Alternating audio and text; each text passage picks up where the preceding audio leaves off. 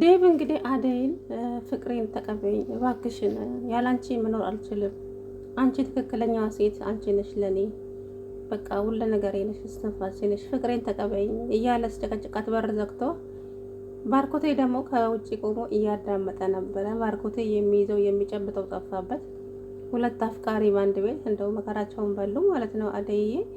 አደይ እንግዲህ እህቷን እዛ ቤት አመታ ለእህቷ ብላ ብዙ መስዋዕት እየከፈለች ነው። እህቷ ደግሞ አትበገርም። የምሬን ነው የምላችሁ። እንዴ እህንትናን ማነው ከዚህ በፊት ፍቅርን ጉሮሮዋን አንቃት ነበረች፣ እንጉጭማ ማለት ነው። ፍቅር ተንኮሏ ዴቭን የራሷ ለማድረግ እንግዲህ አደይን አሳገተቻት ዛሬ ማለት ነው።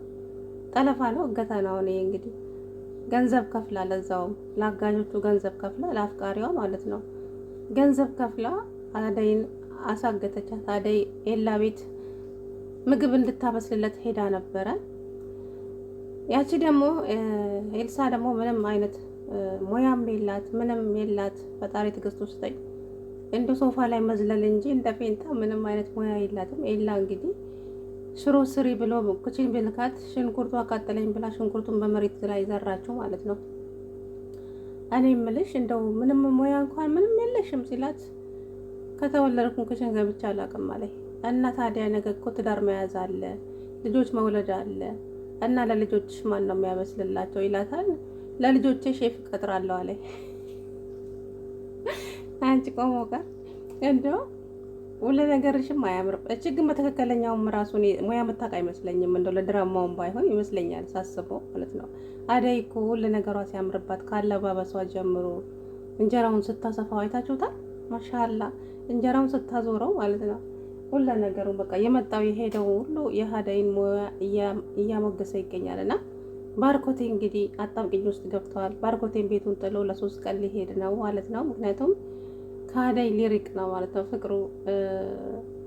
እንግዲህ ዴቭ ለመሰበር ቅርብ ነው፣ ልቡ ይሰበራል።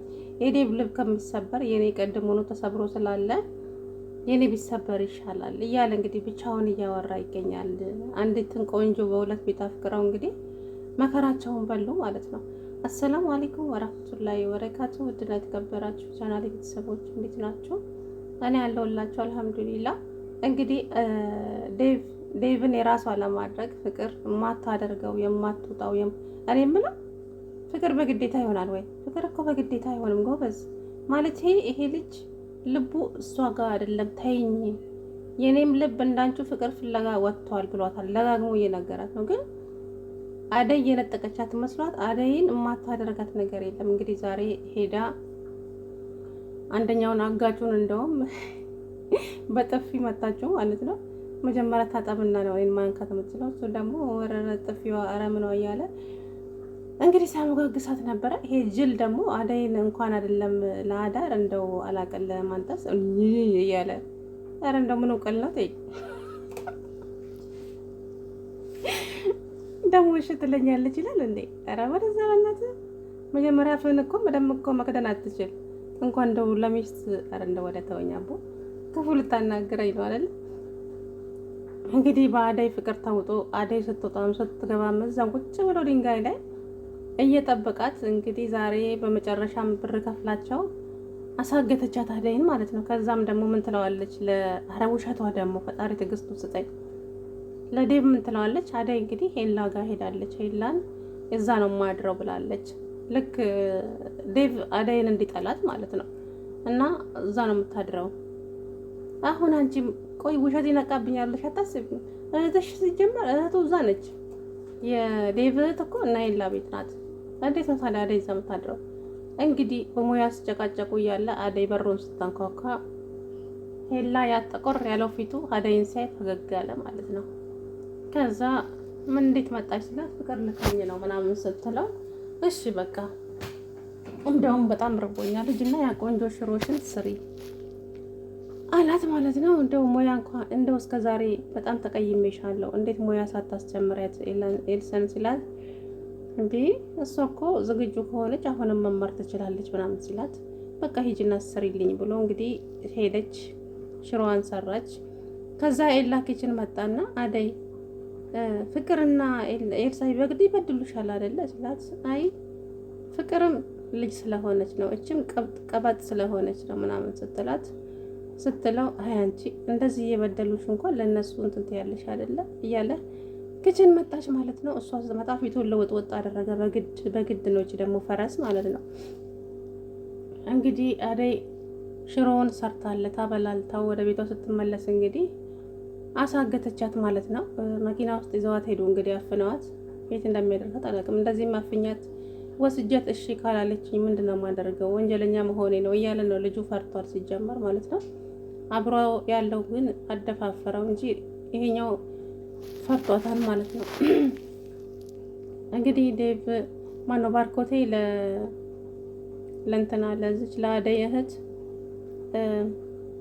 ለ3 ቀን የለውም ለአደይ ንገሪያት። ምን ነው በሰላም ስትላት ምን ሰላም አለ ከአደይ የራኮ ነው እያለ ብቻውን እያወራ ባርኮቴ ምን ሆነክ ነው ብቻ እያወራክ ነው ስትለው አይ ወዲህ ነው በቃ ለማንኛውም ለአደይ ንገሪያት እሺ ለ3 ቀን የለውም አለና ወደ ካፌ ሄዶ ቁጭ አለ ማለት ነው። ዴቭ እንግዲህ የሚይዘው የሚጨብጠው ጠፍቶበታል ዛሬ እውነት መስሎት። ከዛ አሁን ደብዳቤ እየጻፈች ነው እሰራላችኋለሁ እያለች ልክ አደይ እየጻፈችው ደብዳቤ ያስመስላ ደብዳቤ እየጻፈች ነው ማለት ነው። እቺ ማናት ፍቅር ልክ በቃ አላ ምን እዛ ወይ ክላሷ ውስጥ ልታስቀምጠው ይሁን ወይ ለዴቭ ልትሰጠው ይሁን አላቅም። ልክ እንደ አደይ ያስመስላ ጽፋ ወይ በፍላጎቴ ነው ኤላ ጋር የሄድኩት ልትል ነው ወይ ሴት ልትላት ነው። አሁን እቺ ታማሚዋን እህቷን ራሱ በጣም ነው የምታሰቃያት። እንግዲህ ፍቅር አስባችሁታል? እኔ አላቅም አደይ እንግዲህ ምን እንደሚጠብቃትም ባላውቅም አሳግታ እንግዲህ አስወስዳታለች ማለት ነው። ፍቅር የፍቅር ተንኮል አጭር ሰው ተንኮለኛ ነው ይባላል ለካ። ጌታዬ ትዕግስቱ ስጠኝ። እውነት ነው እናንተ በእንሷ ነው ያየሁት። የምሬን ነው የምላችሁ። ከማጠሯ መወጠሯ እንዴ የምር እንደው ይቅርታ አድርጉልኝ አጭር ሰዎች ማለት ነው። የምሬን ነው የምላችሁ። ተንኮል አይደለም ፍቅር እና እንግዲህ አደይን አሳግታታለች ዛሬ ማለት ነው። ጠለፋዩን እገታ